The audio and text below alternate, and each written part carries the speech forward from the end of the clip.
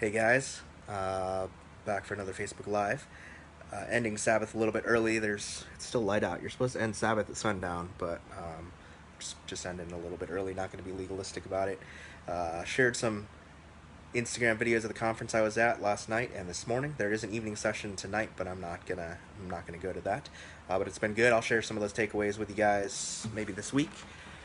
Um, yeah, I want to talk to you guys about the paralysis of inaction. I've kind of spent the last probably hour and a half, maybe hour, just thinking about what I want to do this evening. There's just a couple options on the table, and I've spent way too much time and emotional energy thinking about what I'm going to do. I should have just made a decision and gone with it instead of literally kind of spiraling out thinking about what I was going to do. So I talked in a previous video about the three things that everyone does. You're thinking, feeling, and doing, and you'll be repressed in one of those. And I am doing repressed, and so I can really get stuck in a bad cycle of thinking and feeling, and it's just bad. So literally, the last hour and a half, I've just been like kind of plagued with like, what am I gonna do with my time today? How do I make the best decision?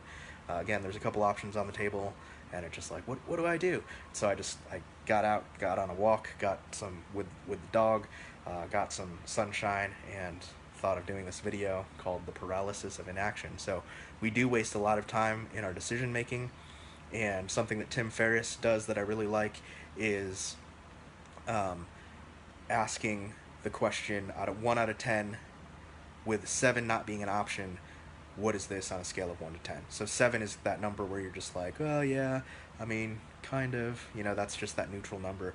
But if it's a 6 or an 8, it lets you know which is actually of value to you.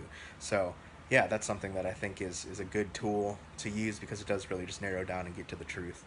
On a scale of 1 to 10, 7 not being an option, where does this thing that you want to do lay on that scale? So you either have to choose 6 or 8. So that's something good. So yeah, and I think another thing is just being guilt free about our decisions as well. I think we offer or spend a lot of time and emotional energy on making a decision and then feeling guilty about it later. And I don't think that that's a good use of our time either. So taking the time, not spinning out, making that decision, not spending too much time making a decision on what to do, and then later, once you've made that decision, not on the guilt side, feeling guilty about the decision that you've made.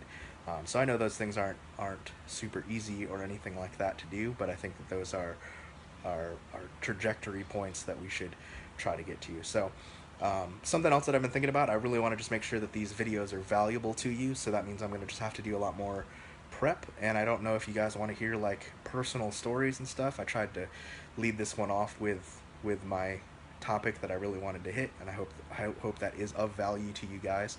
But I'll end it up sharing a story, personal story. I'm starting to get a little bit sick, so if you guys could pray for me, I got to lead worship tomorrow at church. I think just all the travel and everything, just not just not feeling that good. Something we did try that our midwives told us is to get some all-purpose balm, stick it on Q-tips and stick it in your nose, and they said that yeah, keeping your nostril hairs moist helps keep the germs out. So that's something we tried to do. But I just think being on the road, sleeping in different beds, jet lag, 5-hour time difference, being in the cold. I mean, I shot some of those videos out in Ohio, standing in shorts and a t-shirt out in the cold. So yeah, probably not a lot of sympathy for me being sick, but I do have to lead worship tomorrow, so I got to make sure my voice is in good condition and everything. But yeah, so be praying for me. Jess is still traveling. Jess made it to Dalton, Georgia today. She's teaching in the Summit Training School Center, I think it's Center, with Jeremy and Greta Owens. So if you guys came to my wedding, Jeremy and Greta were the worship leaders there, and they honestly are just the most amazing worship leaders. They were at YWAM Nashville when I did my DTS in 2003, and I mean, the teaching was great, but the worship was way better, and I really connected with the Lord through their worship, and I still connect with the Lord through their worship, and I'm really glad that my son's going to be able to experience that as well. So yeah, so Jess did make it to Chattanooga today. I guess it's a small airport. She had to change Ansel on the right after the plane, so she went into a bathroom, changed him, and when she came out, the gate uh, to the rest of the airport was completely down and closed. So she went up to it and just was like, hello. And after shouting a couple times, the gate did open. And as soon as she went under it, it closed back down. She got to the baggage claim, and there was no bags there. There was like total ghost airport. I guess Chattanooga's not a big airport at all.